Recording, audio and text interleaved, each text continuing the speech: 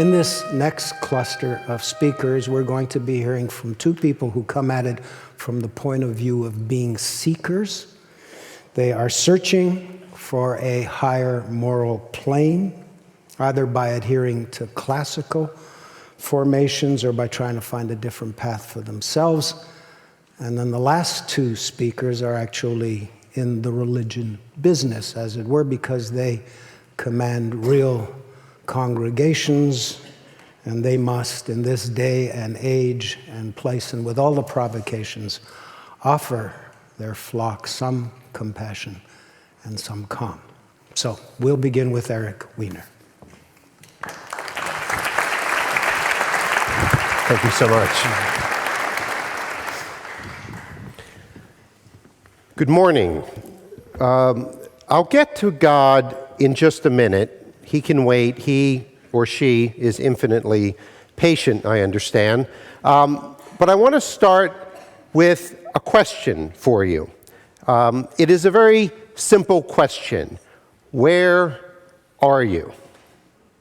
Now, you're probably thinking to yourself, that's actually kind of a silly question. Where am I? I know where I am. I'm in Toronto and Ontario in the great nation of Canada. And if you pause for just another moment, you're probably thinking that's also kind of an irrelevant question in this day and age. Where am I? What does it matter? Location is so 20th century. We are tweeting and Skyping and texting and emailing, and God knows we're talking on these cell phones, so ubiquitous that they are even now in the Himalayan kingdom of Bhutan, one of the last nations on earth to get cell phones. And if you're on a cell phone, does it really matter where you are? Isn't it a completely irrelevant question? I don't think so. In fact, I think that place matters. Place matters now more than ever. Try an experiment. Eavesdrop on someone's cell phone conversation. And this is easy to do. All you need to do is be in a public place any time of the day or night, and you can do it. And listen to what the question is that person on the phone is asking the other person, besides, can you hear me now? Where are you? In fact, researchers in Finland did an experiment, and they scientifically eavesdropped on phone conversations and found that 82% of cell phone conversations contain some variation of that question, where are you? The fact is that place matters more than we think. Why else would these apostles of a placeless future all tend to live in one place, a 60-mile corridor between San Francisco and San Jose, California, otherwise known as Silicon Valley? The great religious scholar Mircea Eliade said some parts of space are qualitatively different from others. And I think we know this intuitively, that where we are affects who we are. It affects how spiritual we are, how creative we are, and even, yes, how happy we are. Because it turns out that happiness has an address, and here it is. Happy Road. This photo was taken at the corner of Bliss Boulevard, an empty intersection, because let's face it, most of us are not that happy. But the fact is that some places are happier than others. And how can this be? Well, in order to answer that question, I want to tell you what I mean by place. On the one hand, I'm speaking of topography, literally the lay of the land. There is something about a view like this that makes us feel really, really good. It's been called biophilia, a fancy term for pictures like that making us feel really, really good. We love water views. We really love water views. We will pay a premium for waterfront property. I was once vacationing on the coast of Oregon, and whenever I go somewhere, I always try to imagine myself living there, occupational hazard, and I flipped through the real estate ads, and I saw an ad for a beach cottage, and I swear to you it said, former ocean view. Like in some previous incarnation, this property had an ocean view and you should therefore pay a premium on it. That's how much we love place. Well, evolutionary psychologists have a theory that when we look at a view like this, and this, by the way, is Lake Mboro in Uganda, and that is where in the African Rift Valley human beings evolved, we are looking at our past. We are, in a way, looking at a scenery, water and rolling savanna, that is, in a way, a touchstone of our past, and we connect with that, and we feel good. But really, when I talk about place, I'm talking about culture, national culture. And we don't often think about this. We just think we see the world in a certain way, not in an American way or a Canadian way or a French way or an Indonesian way. But the fact is that national culture is sort of like wearing glasses. We're not aware that we're wearing them until we take them off. And this is where the science of happiness comes into play. These blissologists, as they call them, could take the happiness, like taking the temperature of anyone in this room. And the way they do this is very simple. They ask you, I'm not making this up, on a scale of 1 to 10, how happy are you? With 1 being miserable and 10 being sort of, Oprah levels of happiness. Although I guess Oprah isn't that happy anymore, is she? She's not. Okay, I'll have to come up with Dalai Lama levels of happiness, something off the charts. And then they, with these surveys, can map them around the world. And something very interesting comes up, an atlas of bliss. Very simply, the dark red countries, and the darker the red, the happier. The lighter the yellow, the less happy. And what's interesting here are 2 places in particular, the least happy. 2 regions are the least happy. Sub-Saharan Africa, I think for fairly obvious reasons. Their basic needs are not being met for food, shelter, and that sort of thing. But also the former Soviet republics, Russia and the other 14, very unhappy. Moving up the scale, we have East China, or rather Northeastern Asia, China, Japan, and Korea. Latin America, still happier still. That's called the Latino bonus. And now the very happiest parts of the world are not warm tropical paradises, as you might think, but rather some pretty cold, dark places. Places like Denmark and Iceland and, yes, Canada. These are among the happiest in the world. And for my project, The Geography of Bliss, I traveled to these places to find out what was the secret to their happiness. And very briefly, Iceland, for instance. Now, Iceland's pretty upfront about what it's about, unlike Greenland. Iceland. We are a land of ice. It is cold and dark. Don't come here. But in fact, they are among the top 5 happy nations in the world. One thing, I think, is their high level of trust. Trust is hugely important to happiness. And in Iceland, it's really one big family. 300,000 citizens, all of them literally related to each other if you go back 7 or 8 generations. That makes dating very tricky, by the way. Another thing about Iceland is it's a very creative place. I met an Icelandic man named Lars who was my age, but it was on his 4th or 5th career. He kept reinventing himself, and there was no penalty for that. And Lars also told me that in Iceland, they embrace failure, actively embrace it. Not the way we in the U.S. love a good failure story if it's the backstory to success. I failed 2 or 3 times in my business, but now Mr. Buffett is doing very well, thank you very much. No, the Icelanders actually embrace failure, and that allows them to be more creative. Bhutan, back there in the Himalayas. Some of you may be aware of this, but this tiny country has come up with a wonderful new idea called gross national happiness. The idea that gross national product is an overly narrow way of measuring or answering the question, how are we doing as a nation? So now the government in Bhutan, when they make a decision, they don't just look at the economic consequences. They look at whether it will increase the happiness of the people overall. That doesn't mean everyone in Bhutan is happy, but it does mean they're reframing the question. And the idea, by the way, is catching on in France and in Great Britain, and even here in Canada. People are beginning to look at the idea of coming up with a happiness index. What about my country, the United States? I love that.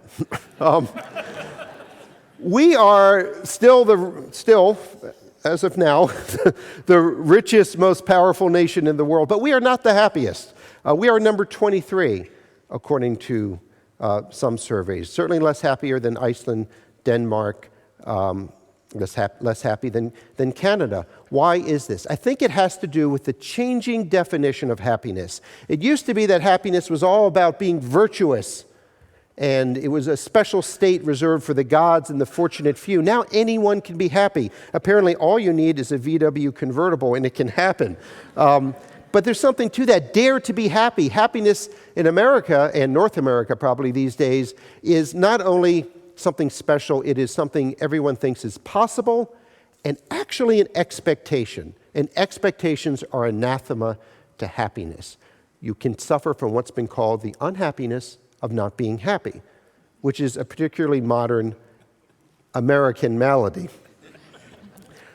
The quality of a society is more important than your place in it when it comes to happiness. The quality of the society is more important than your place in it. In other words, better to be a big fish better to be a small fish in a clean pond than a big fish in a dirty pond. When it comes to happiness, there is no going it alone.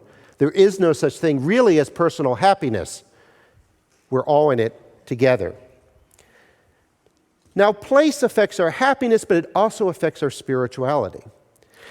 The old ancient Celts and modern-day Irish have an expression called thin places. When I first heard this, I thought, are they talking about Chile? That's a skinny country. Are they talking about LA? There are lots of thin people there. No, thin places are places where the distance between heaven and earth collapses, and for a moment, a brief fleeting moment, we can get a taste of the divine, of the transcendent, of God, of the infinite whatever. Choose your language. And thin places are not the same as fun places. Disney World is great. It is not a thin place. Vegas is great, sort of, not a thin place. Thin places don't only relax us, they transcend us. Something happens there where we become our own essential selves. This is one of my favorite thin places, the Bangla Sahib Gurdwara, or Sikh temple, right in the heart of New Delhi. If you've ever been to New Delhi, you know that's a pretty thick place. And I think one thing that makes the Gurdwara so wonderful is the contrast between the thick reality outside and the thin reality inside. You are transported when you cross those gates into another place, but also another time. And that is the thing about thin places. They alter our relationship with time. Now, for me, I normally have, I would say, a kind of passive-aggressive relationship with time. I feel it's never there for me when I need it. And I think a lot of us feel that way, that time is something that's always very scarce. But in the thin place, time feels expansive. It's not that we're having some kind of LSD experience, although I suppose that's possible, but simply that in a thin place, we feel like there's enough time to go around for once in our lives. Another one of my favorite thin places is Bodhnath, a little village just outside of Kathmandu, really now part of Kathmandu. And what I love about this place is its mixing of the secular and the holy. Life revolves literally around a giant white stupa, Buddhist statue with relics inside. And every morning at 5 or 6 a.m., Tibetans, European tourists, me, find ourselves circling the stupa. And you can do 5 laps or 10 or 15 or 100, it doesn't matter. And when you're tired, you can step into one of the cafes or shops that have opened alongside the stupa. You can sip a very nice Pinot Noir while staring into the all-knowing eyes of the Buddha. And I think it's wonderful that way. However, thin places, while they are often religious and holy places, need not be. Jerusalem, for instance, is considered by many to be a holy place. Not me, and I lived there for 4 years. I find it to be very heavy with the weight of history and conflict and hatred. For me, this is a thin place. Powell's Bookstore in Portland, one of, if not the world's largest. I lose sense of time in there. And it has a wonderful sense of serendipity, essential to a thin place. You never know what you'll find there. You might find James Joyce snuggling up against Personal Finance for Dummies in the used book section.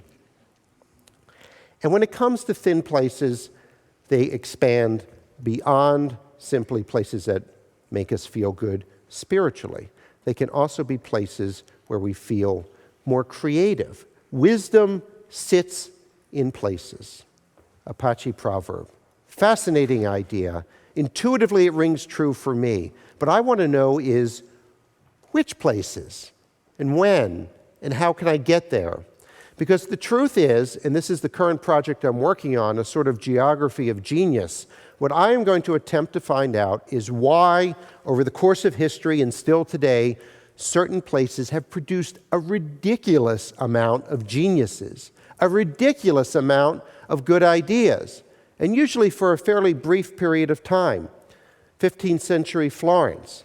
Now we know about Da Vinci and Michelangelo, but do we know why they were inspired by Florence at that time?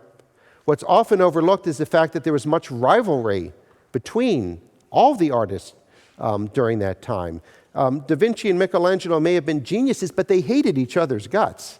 They were after each other, and perhaps the rivalry helped them produce. In other cases, perhaps rivalry can suppress creativity. 19th century, well, turn of the century really, Vienna was another place of great creativity where worldviews were changed, where you had Freud and Wittgenstein and Klimt all producing together, either collaboratively or in parallel across the fields of science and medicine and art and philosophy. What was in the water? Or I guess if you're in Vienna, a better question would be, what was in the coffee? Because coffee shops, like this one actually in Calcutta, now Kolkata, the India Coffee House, have always been throughout history great places for ideas. It's been said that coffee houses are where ideas have sex. They come together and have fun and produce something entirely new and interesting. And what is going on there? The Bengalis actually have a word called an ada. An ada is, and I'm translating loosely here, essentially an intellectual bull session. It shares something in common with the religious thin places in that you lose your sense of time there. It tends not to be particularly linear, and it can go on and on for hours, but it's an interplay back and forth, intellectual interplay. And the thing is about place, and the way place matters, is it applies not only to place in the big sense, Canada, Ontario, Toronto, this conference hall, it keeps getting smaller. Move the lens in closer and closer, and then you have the workspace. Dickens could only write while facing north, and when he went to guest houses, he would shift the desk so it was facing north. Nabokov wrote at least one of his books in the back of a Chevy pickup truck. It worked for him. Hemingway could only apparently write in cafes with a drink in his hand. And then there was Einstein. This is his desk at the time of his death in Princeton, New Jersey. And I don't know about you, but I find this terribly reassuring because my desk looks an awful lot like this. So I'm thinking, I might have a little Einstein in me. Or I could just be a slob. You see, you never know when it comes to places. But whether large or small, place matters. And this is my absolute favorite quote when it comes to travel and place and really my philosophy of life. And it's from Henry Miller, a man who got around a bit in more ways than one in his time. One's destination is never a place, but a new way of seeing things. One's destination is never a place, but a new way of seeing things. And that, for me, is the ultimate power of place. Not the way that places relax us or excite us or even inspire us, but the way that places have the power to alter our worldview. Place matters. Thank you very much.